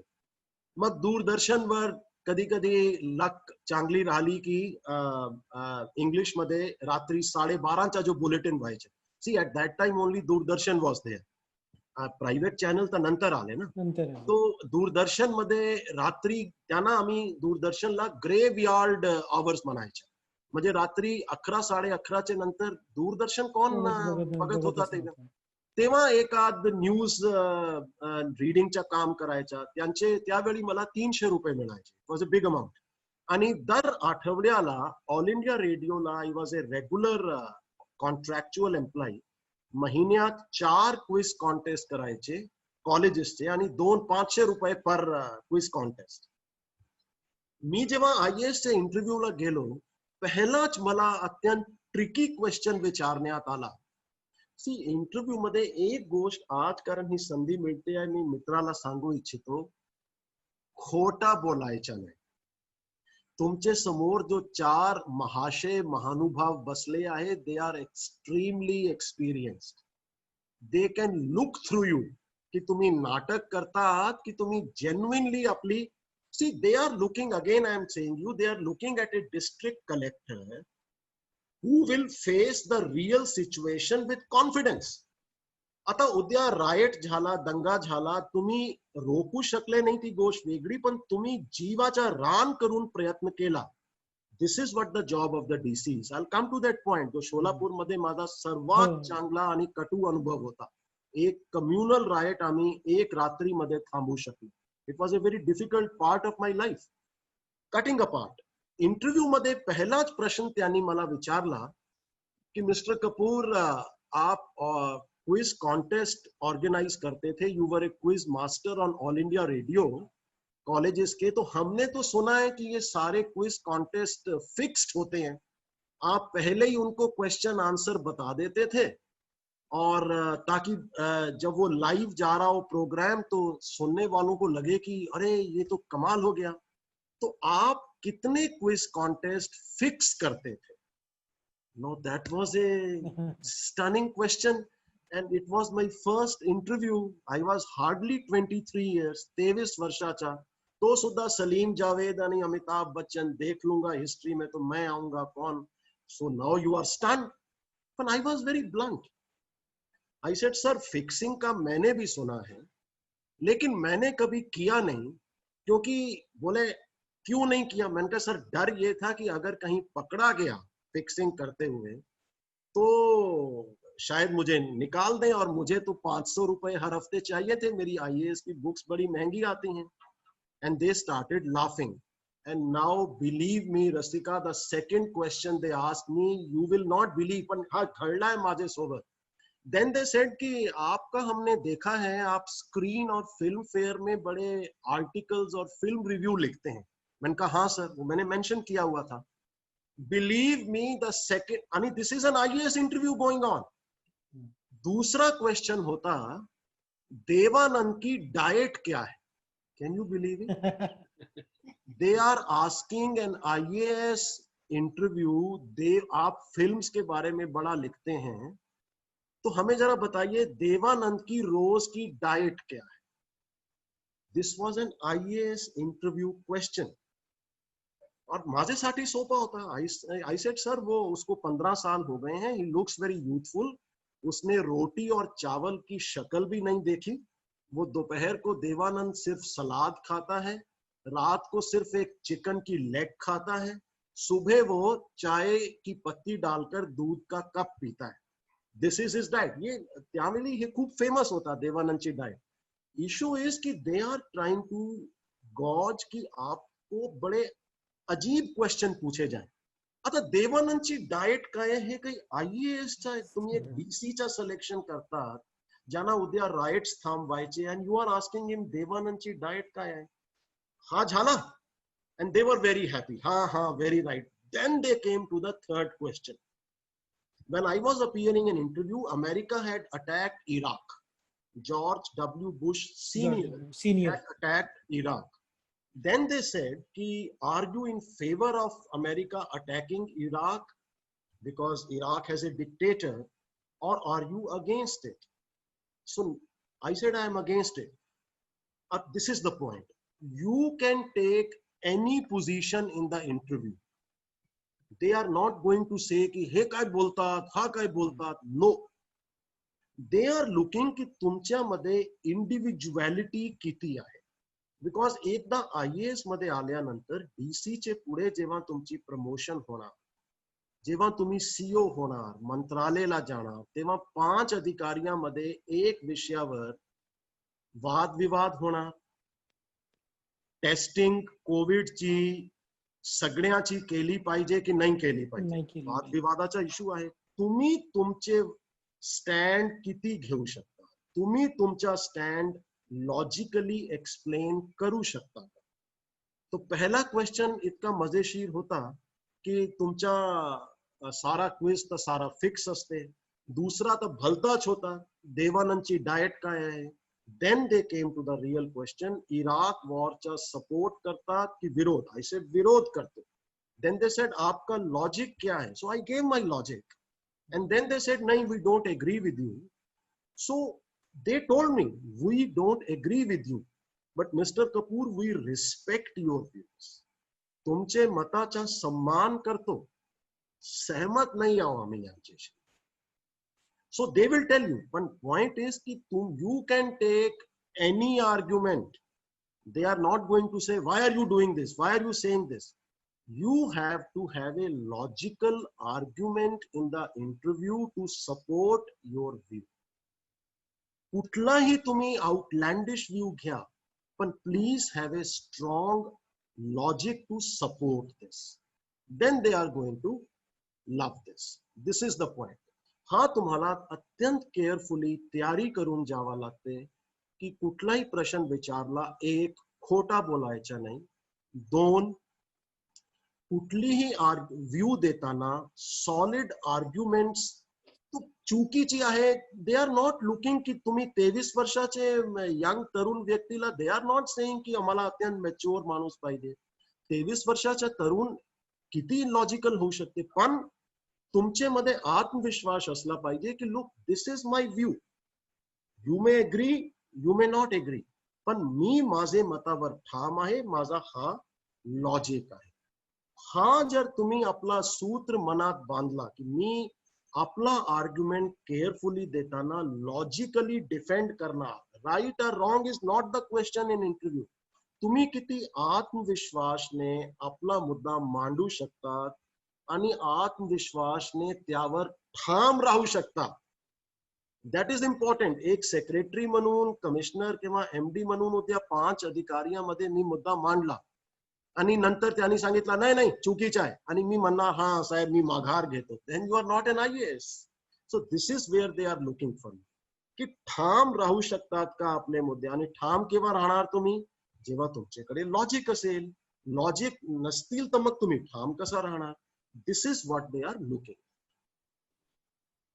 एक असाच थोडासा प्रश्न रोहन लांडगे यांनी विचारला होता की अनेकदा प्रशासन आणि शासन याच्यात पण काही वेळा मतभेद होताना दिसतात, तर तिथे हे ठाम राहणं प्रत्येक वेळी शक्य होतं का आणि अशा वेळी काय भूमिका घ्यावी.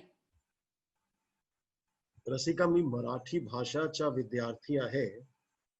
It's an extremely subtle language.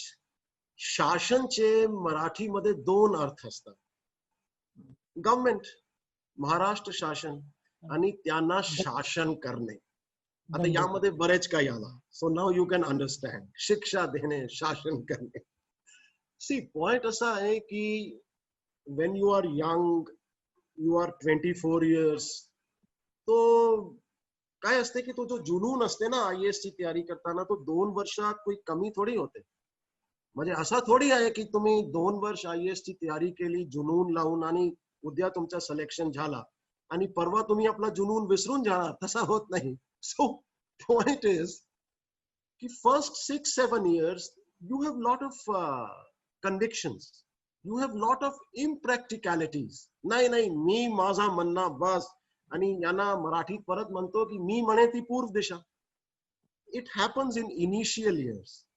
जो प्रश्न विचारण्यात आला, it is very relevant. As you progress in the service, the same self-confidence which help you to maintain that position, the same self-confidence teaches you की तुमचे समोर जो 3 वेगवेगळे मत आलेले आहे त्यामध्ये सुद्धा मेरिट होऊ शकते.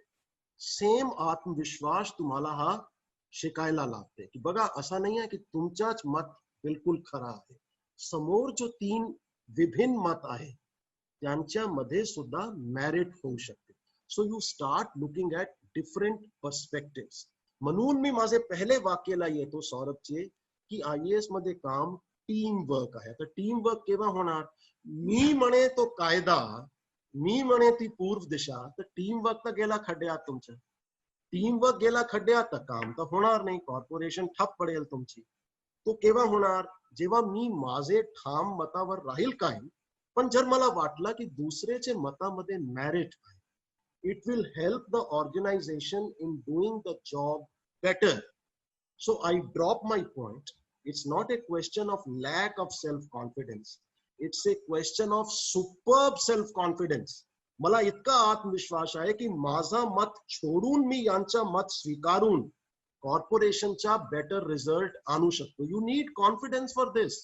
So it is doesn't mean की अरे काय यांचा विश्वास तुटला. विश्वास नाही तुटला, विश्वास वाढलाय की मी यांचा मत अडॉप्ट करून सुद्धा तेवढा चांगला काम करून दाखवू शकतो.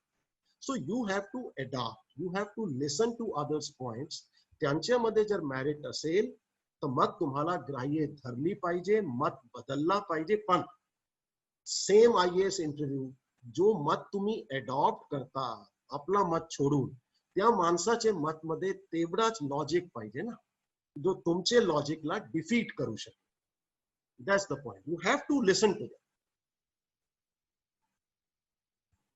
आत्ताची सगळी ही करोना आणि टाळेबंदीची परिस्थिती बघता एकूणच सगळ्याच क्षेत्रांबाबत थोडीशी अनिश्चितता आहे आणि येत्या काळात मुळात गेले 1-2 वर्षापूर्वी पण थोडाफार वाद झाला होता, जागा कमी निघाल्या आणि असा सगळा. तर या परिस्थितीत स्पर्धा परीक्षांची तयारी करणाऱ्या मुलांनी या क्षेत्राकडे कसं पाहावं. बघा, now the situation is very different. जवळपास 76-78 दिवस झाले आहे आणि लॉकडाऊनचे. आता ठीक आहे, अनलॉक 1 सुरू झाला. I look at my daughter who is an MBBS final student and last 76 days she is confined to the house. कारण कॉलेजेस बंद आहे, ऑनलाईन सारा चालू आहे. See, online is a wonderful medium, but online can never take place of actual teaching, actual learning. Frustration येते, मनाला खूप ताण येते, खूप नैराश्य येते, lot of disappointment comes. So I feel a bit sad की या वर्षामध्ये जो विद्यार्थी इतका मनापासून अभ्यास करते आहे, completely confined to their rooms, बाहर निघणं शक्य नाही, दररोज एवढी डेथ झाली. आपला मीडिया सुद्धा इतका महान आहे की हा कधी दाखवणार नाही की 50 पैकी 32 बरे झाले. हेडलाईन काय येणार? 18 दगावले, झाला कल्याण. मनाला इतका ताण येते. 32 बचावले हे कोणी म्हणत नाही टीव्ही स्क्रीनवर. 18 दगावले. आकडा, मृतकाचा आकडा 1000 चे पर, झाला कल्याण. सो मानसिक ताण खूप आहे, फ्रस्ट्रेशन आहे. This is a very unique, and in fact in our lifetimes, your lifetime, my lifetime, this is the only unique thing that is happening. अशी परिस्थितीतून कधी आपण गेलो नाही. So stress level at this stage in the minds of students, I can feel must be exceptionally high. माझी एकच विनंती आहे, go back to pranayama, go back to ayurveda. दररोज तुम्हाला अभ्यास 16 तास करायचा आहे, पण स्ट्रेस आहे कारण कन्फाईन टू द रूम, फक्त ऑनलाईन बाहेर काही इंटरॅक्शन नाही, फ्रस्ट्रेशन येते. प्राणायाम करणं अत्यंत आवश्यक आहे. माझा ठाम मत आहे, सकाळी संध्याकाळी तुम्ही कितीही अभ्यासू आहात, कितीही वाचन करत असाल, 30 मिनिट सकाळी, 15 मिनिट संध्याकाळी, throw your books out.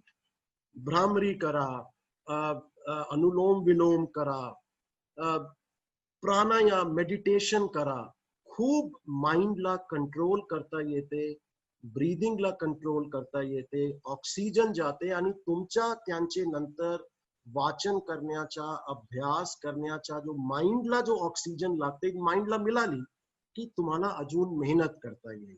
So these are very frustrating times. I will request my friends, start doing regular pranayam in the morning and evening. योगाचा तुम्हाला आवड आहे, प्राणायामचे सोबत दररोज योगासन करा. खूप मदत मिळेल तुम्हाला सारा दिवस अजून परिश्रम करण्याची. पण म्हणजे येत्या काळात त्यांना काही जागा नव्याने आणखी येण्याची किंवा अशी काही शक्यता आहे? म्हणजे एवढ्या मुलांनी बसायचं आणि तिथे अगदीच जागा कमी झाल्या किंवा भरतीची शक्यता कमी झाली, तर ती होण्याची शक्यता आहे का? म्हणजे भरती होण्याची शक्यता आहे का? रसिका, अंग्रेजीमध्ये एक इडियम असते, if you cannot face the heat in the kitchen, get out of it. तुम्हाला जर किचन मध्ये उष्णता, हीट बर्दाश्त होत नाही, गेट आउट. मी तुम्हाला बारंबार काय सांगतो आहे, आता again it's an individual issue. You have to keep telling your mind. मी 9 लाख मध्ये पहिले मी सुरुवात कुठून केली, पहिले 50 मध्ये येणार, मग तुम्हाला लोक डिस्करेज करतील. मला इतके लोक येऊन सांगायचे, दीपक अगर तुम फेल हो गए तो बेटा क्या करोगे. माझे नातेवाईक सांगायचे.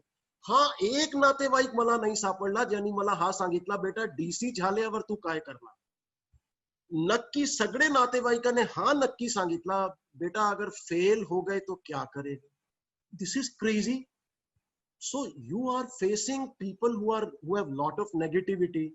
Your mind, I am telling you, परत तो जुनूनचा विषय आला, परत माइंडचे confidence. You have to keep telling your mind, this is an extraordinary situation. Covid मध्ये एवढे आता हालात खराब आहे, 9 लाख आहे, काय होणार. मी पहले 50 शिवाय छोड़णार नाही. मला चाहे 20 तास अभ्यास करावा लागला, मी करणार. I will stop sleeping. You tell your mind, and mind, you know, is such a powerful force. Once you tell your mind every day, 16 नाही, मी नंबर 1 शिवाय एक्सेप्ट करणार नाही. नंबर 2 आला, I will start weeping. Gold medal मिळालाच कसा त्यांना, मला का नाही. Once this thing is there, तुम्ही 16 तास ऐवजी 20 तास करणार. कोविड आहे, मान्य आहे, पण एकदा माइंड मध्ये फिक्स केला, काही असो, कोविड फक्त तुमच्यासाठी नाही आहे, 9.5 लाख विद्यार्थ्यांसाठी आहे. It's for everyone. So who is going to win? Who has a stronger mind. अभ्यास सगळे तेवढाच करणार. अलाउद्दीन खिलजीने पीडब्ल्यूडी ची स्थापना केली, ही रसिका सुद्धा सांगणार, कपूर सुद्धा आज बोमा मारते आहे अलाउद्दीन खिलजी, आणि सौरभ सुद्धा तोच सांगतोय. उद्या गिरीशजी एक उदाहरण नक्की देणार, अलाउद्दीन खिलजीने स्थापन केलेला एडिट मध्ये PWD. Everyone knows it. Who is going to win in the first 50? Who has a stronger mind? And two things. Mind ला strong करण्यासाठी प्राणायाम is a must. आणि दुसरा तुमचा आत्मविश्वास. काहीच झाला, मी पहिले 50 मध्ये येणार म्हणजे येणार. आता हा सलीम जावेदचा डायलॉग ठीक आहे, पण for this you have to work hard. मग हे लोक 16 तास करतात, मी 18 तास करतो, पण मी छोड़णार नाही, छोडूंगा नाही. फर्स्ट तो मैं आऊंगा. एकदा हा डोक्यात बसला की कोविडचे 9.5 लाख सगळ्याला सेम प्रॉब्लेम आहे, then you will start doing better. असा माझा अनुभव आहे. म्हणजे this is ultimately you are asking my opinion, I am giving you my opinion. परीक्षेची तयारी कशी करावी, मानसिकता काय ठेवावी, त्याच्याबद्दल आपण खूप चांगलं मार्गदर्शन केलं. पण त्याचबरोबर एक महत्वाचा विषय असतो IAS अधिकाऱ्याच्या आयुष्यात, कधीही अचानक येणारं एखादं आव्हान, एखादं संकट, एखादी समस्या की ज्याची हाताळणी करावी लागते, त्याला तोंड द्यावं लागतं. मग कधी कधी कायदा सुव्यवस्था बिघडणं असेल, किंवा मंत्रालयात काम करताना तुमच्या डिपार्टमेंट मधल्या काही योजनांबद्दलच्या तक्रारी किंवा नवी योजना आखणं, अनेक प्रकारची आव्हानं आहेत. 3 दशकांची जवळपास तुमची आता कारकीर्द होत आली आहे. तुम्ही मगाशी सोलापूरच्या दंग्याचा तर एका घटनेचाही उल्लेख केला. तर ती घटना आणि 30 वर्षाच्या आयुष्यातल्या अशा काही निवडक घटना कृपा करून सांगाल का, की जेणेकरून मुलांना हे लक्षात येईल की झाल्यानंतर आपण कशा पद्धतीने अप्रोच ठेवल्यावर काय रिझल्ट्स येतात. सौरभ, 2 सेपरेट मुद्दे आहेत इथे. फील्ड मध्ये काम करताना लॉ अँड ऑर्डर केव्हाही एक्सप्लोड होऊ शकते. सोलापूरला जिल्हाधिकारी असताना मला अत्यंत म्हणजे आजपर्यंत पर्सनल एक सॅटिस्फॅक्शन आहे.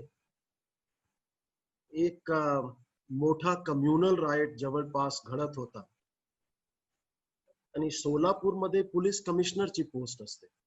सो एक कलेक्टर एक स्टँड घेऊ शकते की सिटीच्या लॉ अँड ऑर्डर हा काही माझा काम नाही आहे, रुरल एरिया माझा काम आहे, because there is a.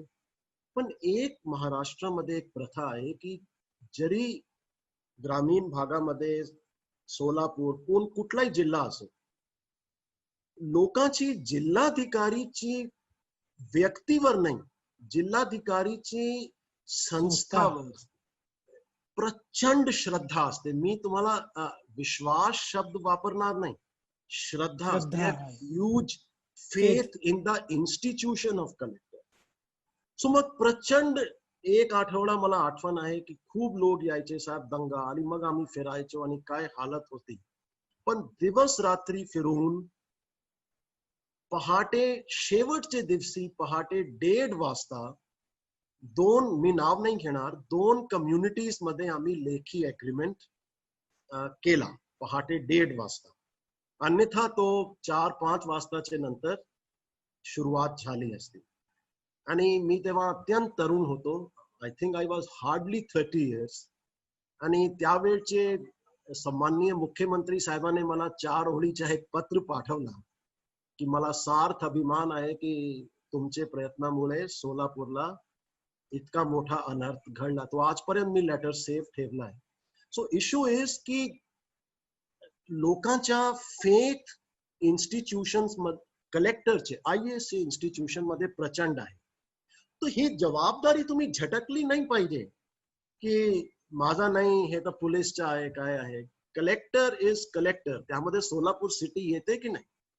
Solapur city is part of district, and DC is also the district magistrate. तो रिस्क तर आहे भैया. उद्या जर तो घडला असता राईट, तर पहिली गर्दन तर कलेक्टरची कापली गेली असती, because I was the one in the front. तुमची जर हरकत नसेल तर नेमकं ती जी काही घटना घडली त्याची टीप तुम्हाला कशा पद्धतीने आली आणि तुम्ही कशा पद्धतीने पुढची प्रक्रिया हाताळली सांगाल का? आय थिंक जेणेकरून टीमवर्क आणि इतर गोष्टी त्यांना लक्षात येतील की कशा पद्धतीनं नाही, जातात. इथे हा टीम वर्कचा मुद्दा नव्हता. I think I miss this point. Thank you for pointing it out. मी I believe lot in negotiations. तो जो इशू होता तो कम्युनल होता. मी कम्युनिटीजचं नाव नाही घेणार. बरोबर It's ना, not स्वाभाविक आहे अगदी. दोन कम्युनिटीज एकच मुद्द्यावर अडून बसली होती. मग मी माझे स्वभावाप्रमाणे नेगोशिएशन्स चालू केली. It was very frustrating, I tell you. पहिले 4 दिवस तर म्हणजे इतकी फ्रस्ट्रेशन होती, कारण 1 इंच दोन्ही कम्युनिटीजचे लोक खाली यायला तयार नव्हते. 1 इंच. एक कम्युनिटी नाही, ठाम 15 लोक, दुसरी कम्युनिटीचे ठाम 1 इंच मागे घेणार नाही. मला सांगण्यात आला पोलीसचे माझे मित्र की साहेब काही उपयोग नाही आहे. अँड उद्या, आणि तो सेम जसे नातेवाईकाचा इशू, हा कोणी मला सांगितला नाही की तू डीसी बनण्यावर काय करणार, पण सगळे माझे चाचे मामे मला सांगत होते तू जर फेल झाला तर काय होईल तुला. इथे सुद्धा सगळे मित्र हेच सांगायचे, अरे ये ठीक है, राइट नहीं हुआ तो क्रेडिट तो कोई देने वाला नहीं है तेरे को, अगर हो गया तो तू तो गया, सस्पेंड हो जाएगा, गर्दन कटेगी. So ये चालू असते. You have to take it in your stride. Issue is keep negotiating. Keep negotiating. It can be very frustrating. दोन्ही sides 1 इंच initially कमी होणार नाही.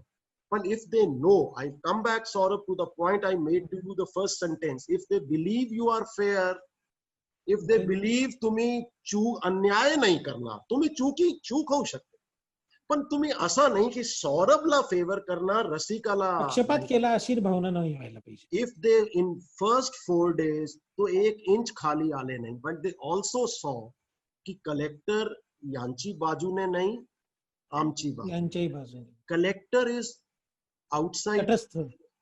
Collector is trying to be fair. He is trying to protect his district. Keep negotiating endlessly, I tell you. होऊ द्या 15-15 तास. इतका कंटाळतील ते विरोधी पक्षाचे लोक की कंटाळून म्हणतील, अरे बाबा काय माणूस आहे, चला घ्या माघार. 5व्या दिवसापासून तो सुरू झाला. परत 2 दिवस खूप टेन्शन. मग पोलिसने सांगितलं, साहेब now there is no option and we have to start raiding. I said नाही, आज रात्री आपण बघू. दे सेड साहेब उद्या सापडले आहे काही आणि सकाळपासून सुरू होऊन जाईल. आय सेड बघू ना. मग अर्जन्सी आली. मग दोन्ही कम्युनिटीजला सुद्धा ती अर्जन्सी पटली आणि पहाटे 1:30 वाजता आम्ही तो एग्रीमेंट साइन केला. Only trick was negotiating endless, not negotiating endlessly.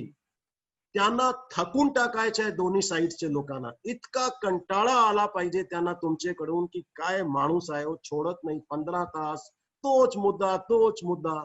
चला जाऊ द्या, 1 पाऊल आम्ही घेतो माघार, 1 तुम्ही घ्या. That is the turning point.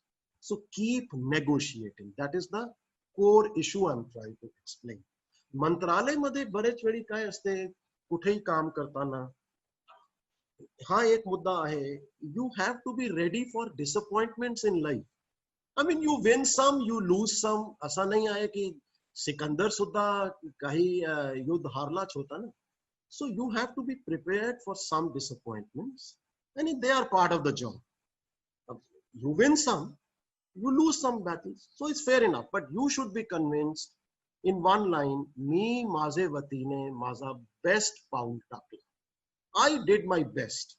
हा समाधान सौरभ एकदा मनात बसला ना, I did my best. I tell you, nothing can shake your confidence. No disappointment, nothing. IAS अधिकारी हा अनेक ठिकाणी नेतृत्व करत असतो, प्रमुख असतो त्या अख्ख्या विभागाचा. जिल्हाधिकारी तो एक गव्हर्नमेंटच आहे, मंत्रालयात आल्यावर तो त्या विभागाचा प्रमुख आहे. SRA सारख्या ठिकाणी एक अख्खं डिपार्टमेंट एक्झिक्युटिव्ह पोस्ट आहे ती, जिथे तुम्हाला कार्यकारी अधिकार आहेत. म्हणजे या सगळीकडे लिडरशिप क्वालिटी हा आला. सुरुवातीच्या काळात काळ बदलत जातो, लोकांचे स्वभाव प्रतिक्रिया बदलत जातात. त्यामुळे सुरुवातीच्या काळात तुम्ही जी लिडरशिप क्वालिटीज डेव्हलप केलेल्या असतात एक अधिकारी म्हणून, काळाच्या ओघात ते कायम ठेवणं आणि नेतृत्वाची आपली क्षमता सातत्यानं टिकवून ठेवणं आणि विकसित करणं, याच्यासाठी काय केलं पाहिजे? परत सेम मुद्द्यावर येतो, वाचन. Read read read. मी आता इथे तर स्लम 3 वर्ष बघत होतो, पण गिरीशजीला हा माहित आहे विषय. दररोज मी economics, history, geography, science, technology वाचन करा, read. See your mind opens up to so many new things. उदाहरणतः जसे मी एक सायन्सची पुस्तक वाचत होतो की ड्रोनचा वापर सध्या अमेरिकामध्ये, न्यूयॉर्कमध्ये, मॅनहॅटनमध्ये स्टारबक्स किती चांगला करते, कॉफी शॉप. Coffee shop. आता एक घरमध्ये तिथे तर तुम्हाला माहित आहे 1 से 10 स्टोरी बिल्डिंग्स आहे, टॉप फ्लोअरला लोक राहतात. त्यांनी जर कॉफी बोलावली स्टारबक्स मधून तर अर्धा तास तर त्यांना लिफ्ट मध्ये लागणार, म्हणजे 110th फ्लोअरला यायला, तेव्हापर्यंत कॉफी थंडी होऊन जाणार. So what they do in Manhattan, Starbucks ड्रोनचे वर कॉफी लोड करते. ड्रोन जाऊन 110वे माळ्याला 15 सेकंडच्या आत उतरते. तिथून तो ड्रोन वरून कॉफी काढतात, ड्रोनला स्विच ऑन करतात, ड्रोन परत येते. Look such a small thing but it is so wonderful. मग मला वाटलं की हा, आणि बघा लिंक आहे, हा कुठून शिकलो, न्यूयॉर्कचे मॅनहॅटनच्या स्टारबक्सचा ड्रोन एक्सपेरिमेंट. यांच्या गोवंडीचे किंवा धारावीचे स्लमचा तर काही संबंध नाही. इथे मी ड्रोन आणले. इथे आम्ही जेव्हा सर्वे करायला जात होतो तेव्हा खूप प्रॉब्लेम येत होती. लोक म्हणायचे की साहेब आमची झोपडी छोटली, आमचा झोपडा छोटला, आमचा रूम छोटला. I have always believed technology is the option. We are now using drones. आता आम्ही ड्रोन 5 कॅमेरा वाले ड्रोन प्रत्येक स्लमचे वर उडवतो आणि त्यांच्याकडून सारी इमेजेस कॅप्चर होतात. 5 कॅमेराज एकच वेळी एक झोपडीची इमेज घेतात. एक सुद्धा रूम त्यामध्ये छुटण्याची शक्यताच नाही. आणि हे मी ऑनेस्टली सांगतो, कुठून शिकलो मी, मॅनहॅटन मध्ये ड्रोनचा वापर करून स्टारबक्स पाठवली जाते, तिथून आयडिया आला. आणि आयडिया मी वापरला आहे माझे प्रत्येक स्लमला, की स्लमचा सर्वे करताना 5 कॅमेराज वाला ड्रोन यूज करतो मी. कुठून? वाचन. So you are reading science पण you are applying this in your daily job. So please keep the habit of reading alive. वाच. परत म्हणतो same, read read read. That is all I am saying. आता आपण मला वाटतं शेवटच्या टप्प्यात येऊयात. 1.5 तास जवळपास होत आला आहे.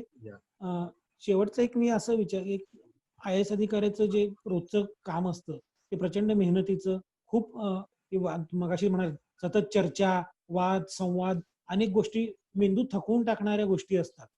अशा वेळी स्वतःला ऊर्जा देण्यासाठी तुम्ही काय करता? कारण आम्ही तुमचं ट्विटर अकाउंट बघतो, वैयक्तिक आम्ही जेव्हा तुम्हाला ओळखतो तेव्हा शेरो शायरी गुलजार पासून ते अनेक कवी आणि ह्यांच्याबद्दल तुमचा रस आहे. ट्विटर अकाउंटवर तुम्ही शास्त्रीय संगीताचे व्हिडिओ शेअर करता.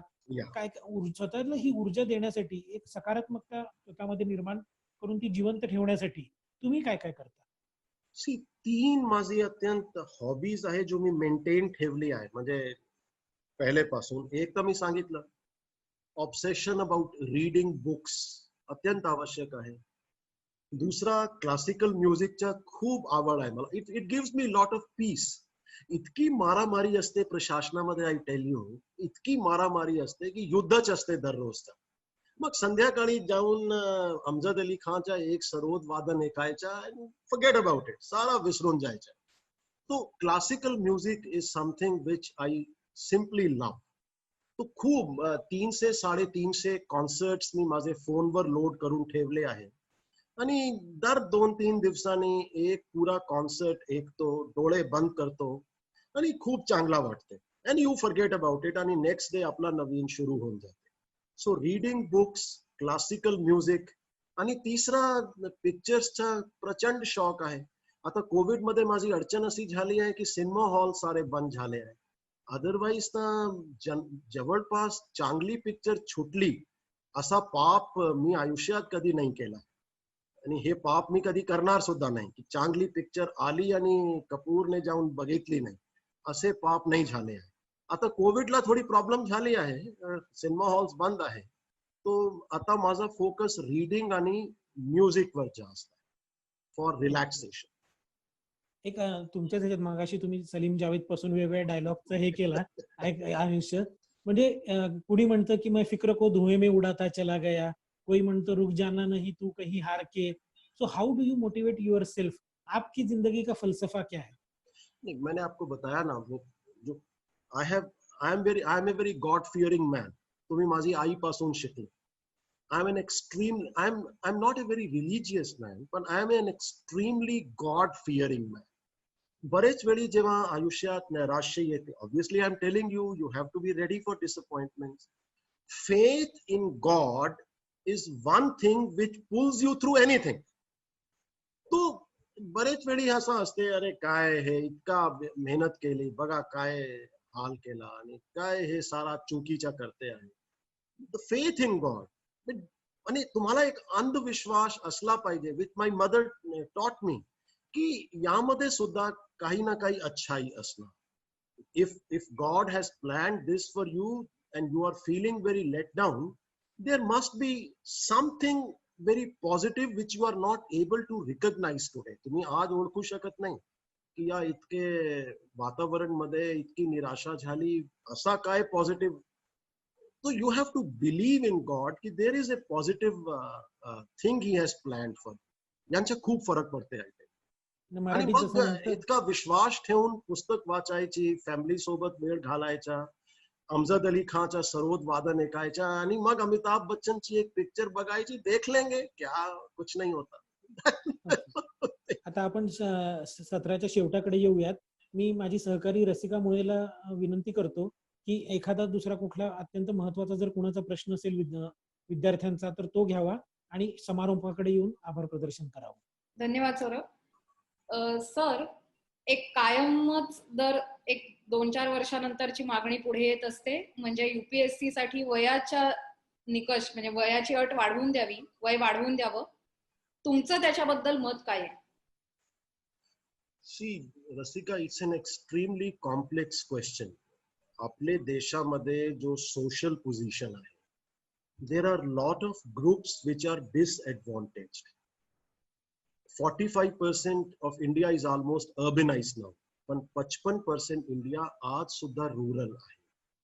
अर्बन इंडिया मध्ये जो शैक्षणिक फॅसिलिटीज आहे आणि रूरल इंडिया मध्ये आहे त्यांची तुलनाच होऊ शकत नाही. You can't compare. आणि आता IAS ची परीक्षामध्ये बसणारा एक विद्यार्थी IIT मुंबईवरून आलाय आणि दुसरी बाजूने गडचिरोलीचे एक कॉलेजचा विद्यार्थी आलाय, तर हाऊ कॅन यू से की तो तेवढाच सहजताने कॉम्पिटिशन करू शकेल? I am not saying that Gadchiroli student will be less intelligent. He may be in fact फार मोर इंटेलिजंट. इश्यू असा आहे की त्यांना जो शैक्षणिक सुविधा मिळाली आणि जो एक IIT मुंबईचे विद्यार्थीला मिळाली, त्यामध्ये can you compare? You cannot compare. तर माझं म्हणणं आहे की एक सर्टन लिमिट पर्यंत जर एज वाढून देत असाल, because our socio economic conditions are so diverse, educational facilities available are so diverse, की मला यामध्ये काही वाईट वाटत नाही. अल्टिमेटली कॉमन कॉम्पिटिशन तुम्ही होऊ द्या, त्यामध्ये जो मेरिटवर आहे तो पुढे येईल, जो मेरिट मध्ये नाही आहे तो मागे जाणार. That's the point. धन्यवाद सर. 1-1.5 तास खूप छान तुमच्याशी गप्पा झाल्या. अनेक प्रश्नांना म्हणजे कदाचित कधी अडचणीचे वाटू शकतात अशाही प्रश्नांना खूप मोकळेपणाने उत्तरं दिली. खूप साऱ्या सहभागींनी प्रश्नांचा पाऊस पडलाय. खरं तर 100हून अधिक प्रश्न आहेत आणि मला वाटतं या सगळ्या सहभागींना डिरेक्टली किंवा इनडिरेक्टली त्याची उत्तरं या सगळ्या संवादातून मिळाली असतील. तुम्ही आज वेळ दिलात त्याच्याबद्दल मनापासून धन्यवाद आणि सगळ्या सहभागी झालेल्यांचेही मनापासून आभार. याच आत्ताच्याच उपक्रमाचं पुढचं पर्व आपलं गुरुवारी होणार आहे आणि त्याच्यात प्रशासकीय अधिकारी मनीषा म्हैसकर आहेत. सो सगळ्या सहभागींना पण आमचं सांगणं आहे त्यालाही जरूर सहभागी व्हा. धन्यवाद.